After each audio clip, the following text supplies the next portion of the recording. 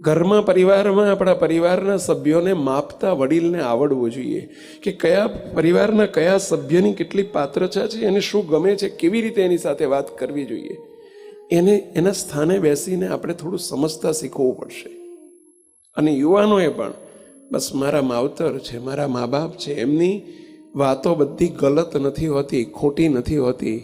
Positively વિચાર કરીએ, સ્વીકાર કરીએ. મેહુલ કરીને એક દીકરો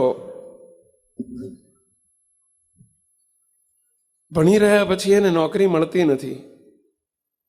ઘણી જગ્યાએ એણે પોતે એપ્લિકેશન અરજીઓ કરી છે, પરંતુ ઘણા સમય પછી એક ઇન્ટરવ્યૂ આવ્યો છે. ગમે તેમ કરીને મેહુલ ઇન્ટરવ્યૂ આપવા ઓફિસે પહોંચ્યો. આજે તેનો ઇન્ટરવ્યૂ હતો. મેહુલે મનોમન નક્કી કર્યું હતું કે જો નોકરી મળી જાય અને એમાંય તે જો પ્લેસ પસંદ કરવાનું હોય તો બીજા સેન્ટરનું પ્લેસ પસંદ કરી દઉં અને બીજે જતું રહું. કારણ કે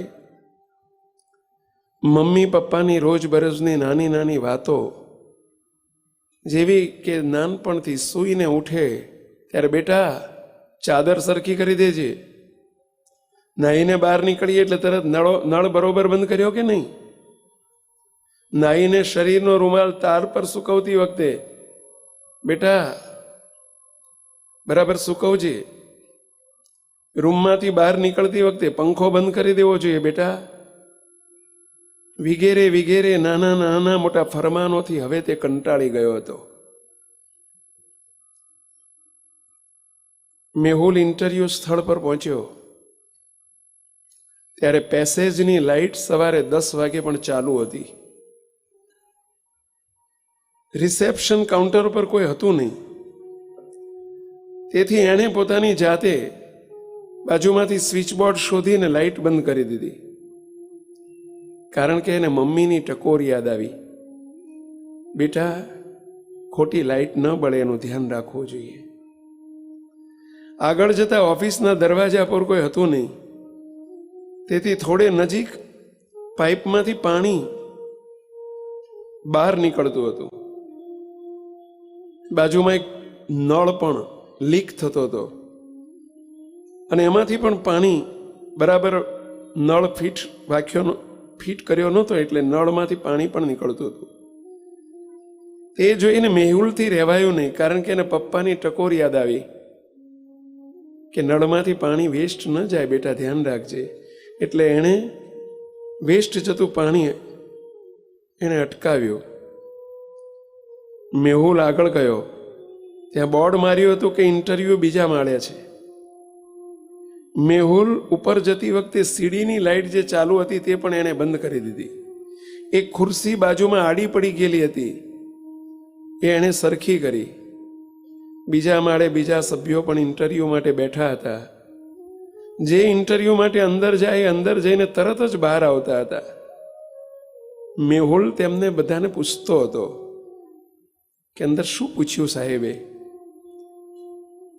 ત્યારે એક જ જવાબ હતો બધાનો કે અંદર સાહેબ કંઈ પૂછતા જ નથી, ફાઇલ જોઈને અમને પાછા મોકલી દે છે. મેહુલનો વારો આવ્યો એટલે અંદર જઈને તેની ફાઇલ બતાવી. 5 સાહેબો બેઠેલા. ફાઇલ જોયા પછી તરત જ એક મુખ્ય જે મેનેજર સાહેબ હશે એમણે પૂછ્યું, મેહુલભાઈ તમે? તો કે યસ સર. ક્યારથી જોઈન્ટ કરશો?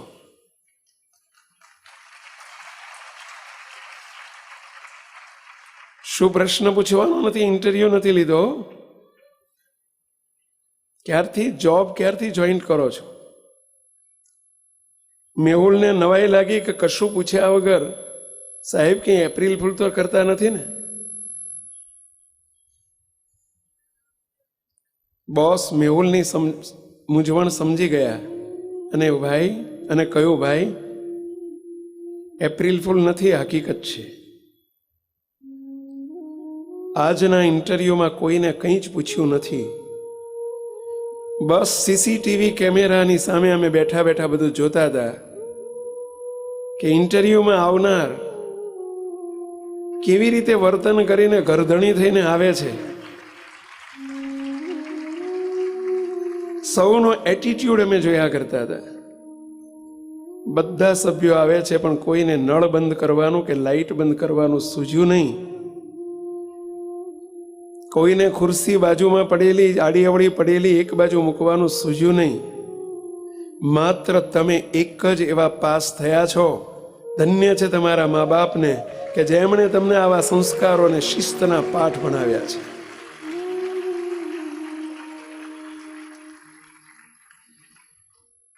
જે વ્યક્તિ પાસે સેલ્ફ ડિસિપ્લિન હોતી નથી તે ગમે તેટલો હોશિયાર હોય પરંતુ મેનેજમેન્ટમાં અને જિંદગીની દોડમાં નિષ્ફળ જાય છે.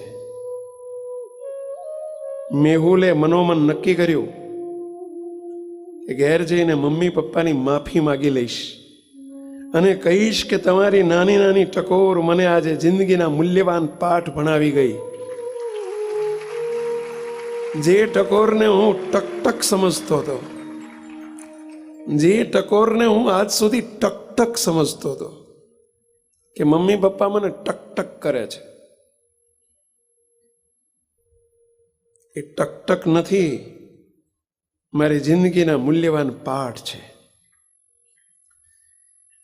જેની આગળ મારી ડિગ્રીની પણ કોઈ કિંમત નથી. ઘેર જઈને એણે મા બાપની માફી માગીને કહ્યું, પપ્પા મમ્મી રડી પડ્યો, મને માફ કરો, આપ જ મારા ઘડવૈયા છો, માત્ર માવતર નથી. હું તો આપ સૌને વિનંતી કરું છું, માવતરની રોકટોકને પણ આવી પોઝિટિવ લેતા શીખજો. જીવનમાં બહુ મૂલ્યવાન હોય છે, કામ આવશે. એને નેગેટિવ એપ્રોચથી ન જુઓ. કઈ દ્રષ્ટિથી આપણે એને જઈએ છીએ એ બહુ મહત્વની વસ્તુ છે. 5-7 વર્ષ પહેલાની વાત છે.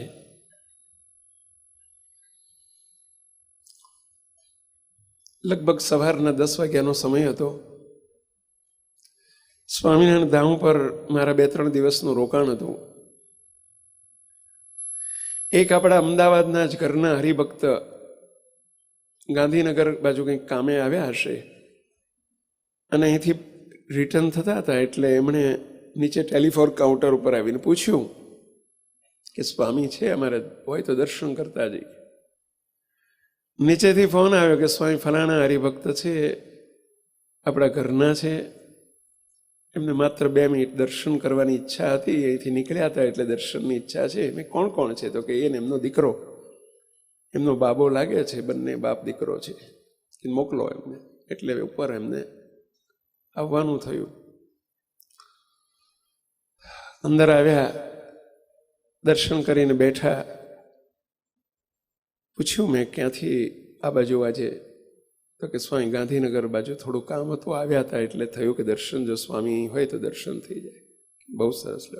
હજુ એ બેઠા અને થોડીક વાતચીત ઔપચારિક થતી હતી ત્યાં તો બીજો નીચેથી ફોન આવ્યો ટેલિફોન ઓપરેટરથી કે સ્વામી એક બીજા ભાઈ રાજકોટથી આવ્યા છે, સત્સંગી નથી પરંતુ એ આપણી ક્યારેક યુટ્યુબ ઉપર કે કેસેટોનો લાભ લે છે અને એ પણ એમ કહે છે કે અમે આ બાજુ નીકળ્યા હતા, સ્વામીજી હોય તો દર્શનની ઈચ્છા હતી. એ કોણ કોણ છે? તો કે એ પણ બાપ દીકરો લાગે છે, 2 મિનિટ ખાલી દર્શન કરવા છે. મેં કીધું મોકલો એમને. એ ઉપર આવ્યા, એ તે પગે લાગીને બેઠા. પહેલી વખત મેં જોયા, અજાણ્યા હતા. બંને અહીંયા પણ બાપ દીકરો બેઠો છે, પેલા પણ બાપ દીકરા છે. સત્સંગી પરિવાર છે, પેલા અપરિચિત પરિવાર છે. પૂછ્યું મેં, કહ્યું કે ભાઈ ક્યાં આપ રાજકોટ ક્યાં રહો છો? રાજકોટના હતા. રાજકોટમાં ક્યાં રહો છો, શું કરો છો? થોડું પૂછ્યું.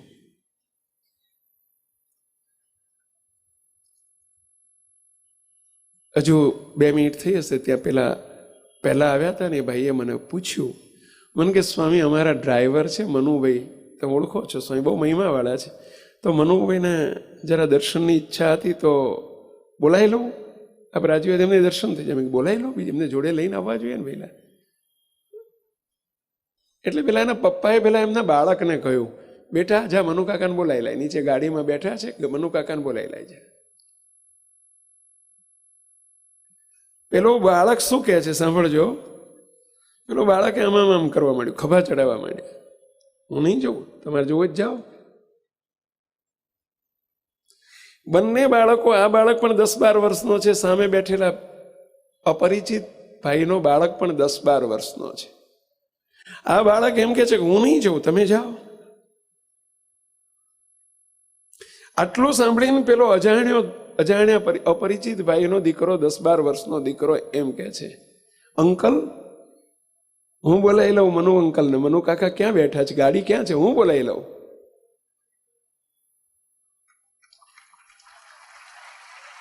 હું બંને પરિવારોને જોઈ રહ્યો, કમ્પેર કરી રહ્યો.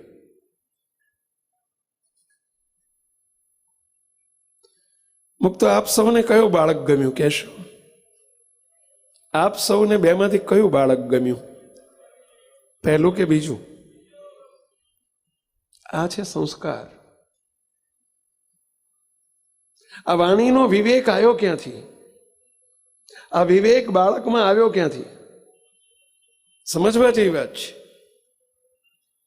અને પેલો અવિવેક આવ્યો ક્યાંથી? પોતાના પિતા એમ કહે છે કે જ્યાં મનુ અંકલને બોલાવી લે ગાડીમાંથી, અને એ બાળક ખટ દઈને ના પાડી દે અમારી હાજરીમાં, હું નહીં જઉં, તમારે જોવું જ જાઓ.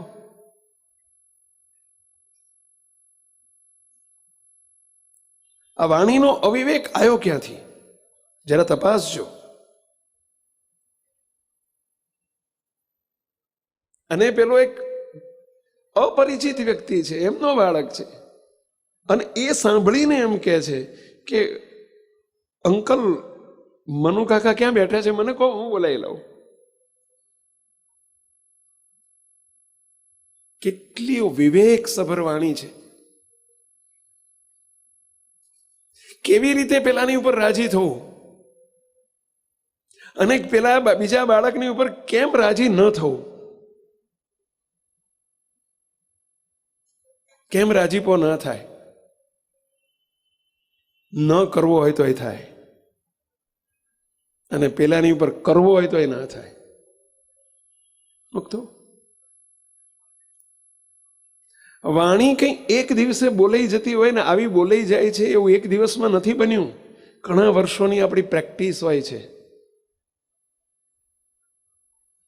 અવિવેકભરી વાણી બોલવાની, અને એ બદલાય છે ઘણા સમયની વિવેકસભર વાણીથી. બદલી શકાય. જરા આપણે બદલવાની છે. આપણે બદલવા બેઠા છીએ. આ બદલાવા માટેનો જ્ઞાન સત્ર છે. ઇમ્પ્રુવમેન્ટ આવવું જોઈએ આપણામાં. આ માત્ર સાંભળવા માટેનો વિષય નથી. આપણે આપણા જીવનને તપાસજો, આપણી ભાષાને તપાસજો. આપણને ખબર નહીં પડે કે મારી ભાષા કેવી કડવી છે કે મીઠી છે, એની ખબર આપણને નહીં પડે. એ બહુ ઊંચી મુમુક્ષુતા છે. ખબર પડે, મુમુક્ષુતા હોય એને ખબર પડે. જેને પોતાની ભૂલો જોવાની દરકાર હોય એને પડે. જે પોતાની ભૂલો જોવા ટેવાયેલો હોય ને એને પડે. ન પડતી હોય તો સામેના ને ઘરના સભ્યોને કહી રાખજો, ઘેર જઈને કહેજો, લાયસન્સ આપજો અને કહેજો કે મને મારી આવી વાણી ક્યાંક નીકળી જાય કે જેનાથી મહારાજ અને મોટા રાજી ના થાય. તમે બધા દુભાતા હોય, મને આજ સુધી ખબર નથી પડી, હું મારા અહંકારમાં બોલી જઉં છું, અવિવેક કરી નાખું છું, મને ખ્યાલ નથી આવતો, મને જરા કહેજો, કહી રાખજો. જો ખરેખર સુધરવું હોય તો, અને ખરેખર આપણી વાણીને સુધારવી હોય તો, ખરેખર ઇમ્પ્રુવમેન્ટ આપણે જોઈતું હોય તો. અને વાણી ઉપરથી આખા સંસ્કાર, આખા ફેમિલીનું માપ નીકળી જાય. સેવક ઊભો થઈને એના પિતાને ભેટી પડ્યો કે ધન્ય છે તમારા સંસ્કારને. સંસ્કાર છુપા નથી રહેતા, સભ્યતા છુપી નથી રહેતી, ઘરનું વાતાવરણ છુપું નથી રહેતું, વાણીથી પ્રદર્શિત થઈ જાય છે. એક જ વાક્ય ફક્ત બોલાયું હતું, હું નહીં જોઉં, તમારે જોવો જ જાઓ. અને પેલો એ બાળક એમ કે અંકલ મને કહો, હું જઈ આવું. મુક્તો એક જ વાક્યમાં આખા બંને પરિવારની કમ્પેરિઝન થઈ ગઈ કે ક્યાં સભ્યતા છે ને ક્યાં અસભ્યતા છે. ક્યાં મા બાપની મર્યાદા છે, ક્યાં નાના મોટાની મર્યાદા છે. આપણા પરિવારોમાં મર્યાદા ન લોપાવી જોઈએ, ન ભૂંસાવી જોઈએ. ખ્યાલ રાખજો. આજનું આથી તદ્દન વિપરીત આખું વાતાવરણ દિન પ્રતિદિન નવી પેઢીમાં, નવી જનરેશનમાં આવતું જાય છે. ના ચાલે.